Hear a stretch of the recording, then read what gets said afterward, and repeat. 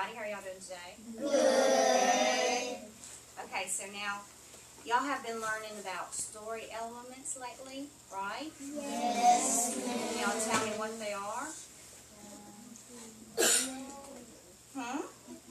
Setting. Characters. And plot.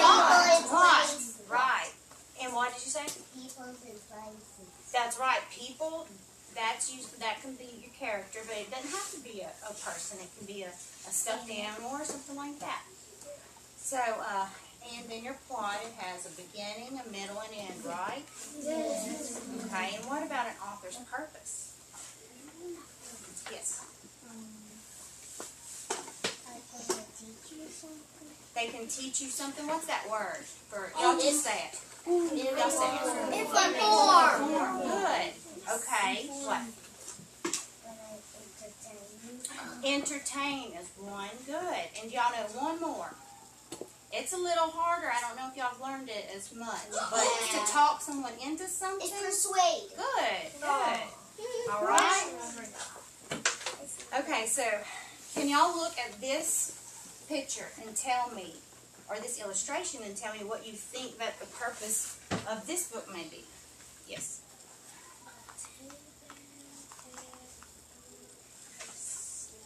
Okay, what do you think the author's purpose is, maybe? Do you think it might be to inform, or entertain, or persuade? Okay. Entertain. I think you might be right? Because, and what made you think that? Because it's a little kid's book. I bet it don't teach about facts. Right, that's right. Facts, informative books, or books to inform you, usually have a lot of facts, right? And this looks like it may be just something, a little sweet little story or something, right? Okay, so today we are going to focus on characters, okay, and especially your main character. And that's what I want y'all to pay attention to while I'm reading this book, is the main character. And well, I want you to tell me what all the characters are, but especially the main character and how he may change, right? And what he goes through in the story. You know, the characters usually go through things in the story, right? Yes, ma'am. There might be something that happens in the middle, or the beginning, or the end, and the character may change, like character traits. Do y'all know what character traits are? Character traits are words to describe the character, okay? Like if you say he's sad, then that would be a character trait, okay? Happy would be a character trait. Sad. Mad. That's a character trait.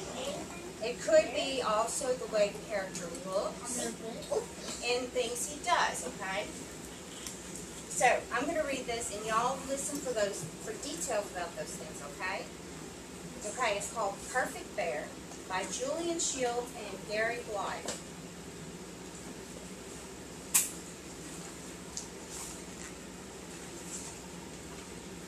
Can you all see?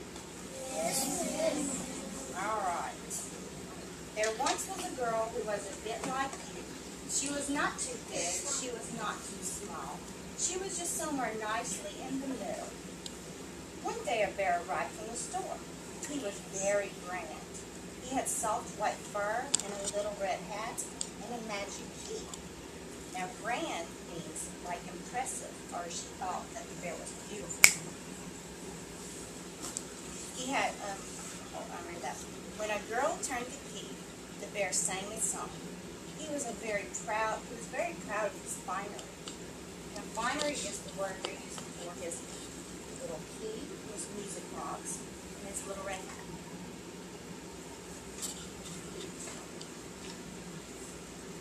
The old pink rabbit who sat on the chest of drawers said, "Hello, what's your name?" The bear replied haughtily, "My name is Do Not Touch." Do y'all know what haughtily means? It's kind of like he thinks he's better than everybody else. Okay? In the shop, there had been a sign next to him that read, "Do not touch." And the bear thought it was a very good name.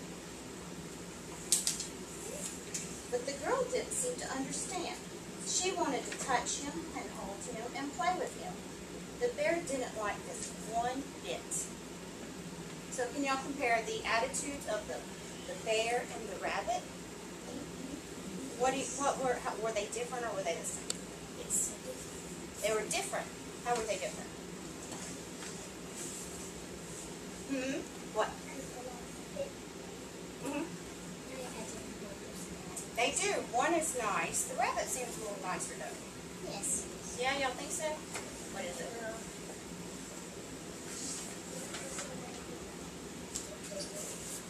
Did I say the wrong thing? Okay. But the girl didn't seem to understand. She wanted to touch him and hold him and play with him. The bear didn't like this one little bit.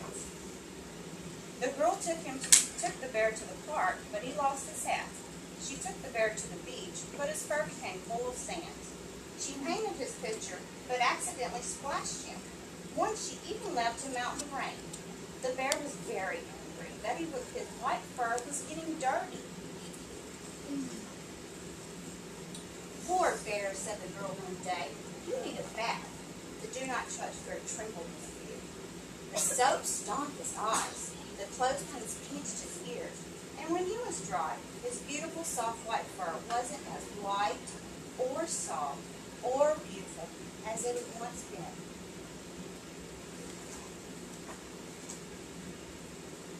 Then something dreadful happened. When the girl turned his key, there was a horrible squeaking noise. The bear couldn't sing. The bathwater had ruined his music box. Oh dear, said the girl. I'll have to take it out. She fetched her doctor's bill. Don't worry, Bear, she whispered. It won't hurt. Do not touch, shouted the bear. But the girl didn't seem to understand. Why do you think she didn't understand? That's right. She's a human and he's just an animal, right? A stuffed animal, right? When she had finished, the girl held the bear in front of the mirror. He saw a small gray reflection with a hollow place in its center, sewn up with big black stitches. The bear sighed. It didn't matter if people touched him now. He wasn't a do-not-touch bear. He was just any old bear. But the girl said a strange thing. You're much more cuddly without your music box, Bear. And she started to take him to bed with her every night. Do you think the girl minded that he wasn't as pretty anymore? Or as white and soft and fluffy? No, she loved him, huh?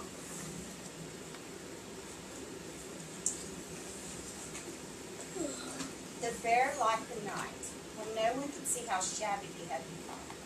Every night the girl held him close and told him stories. When she fell asleep, the bear would lie awake, his brown eyes gleaming, as if he had tears in them.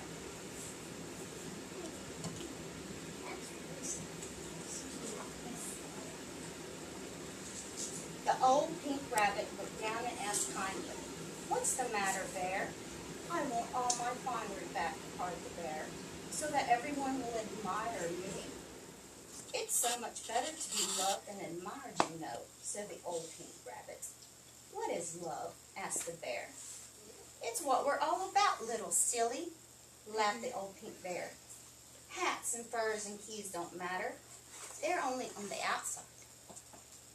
It's what's on the inside us that's important."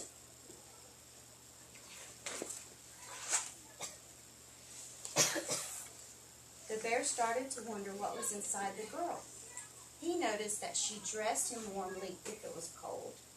She gave him honey to eat. She sewed up the hole in the middle when it came apart. And one night, the girl said softly, "I love you, Bear," before falling asleep. But the bear stayed awake all night thinking.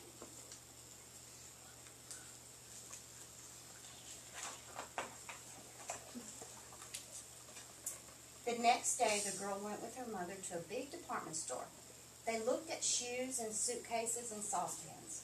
But when it was time to go home, the little girl said, "I've lost my bear." The girl and her mother looked everywhere. The bear wasn't near the shoes or the suitcases or the saucepans. He wasn't anywhere. He was lost. And the girl tried not to cry. Now the girl is sad, huh?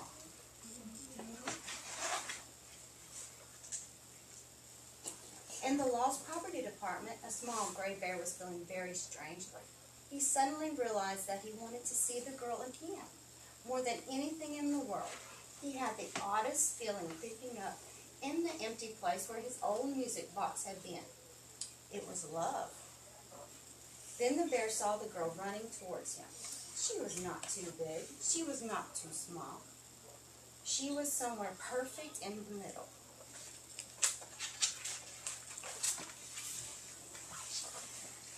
"I'm sorry, Bear," said the girl. "I'll never, never lose you again." "Oh, I do love you. I love you too. I love you too," cried the bear, trying to make her hear. And this time, the girl really did understand. If anyone asks the bear now what he is called, he says, "My name is Bear, just Bear." And the place inside him that used to be empty is now full of happiness. The end.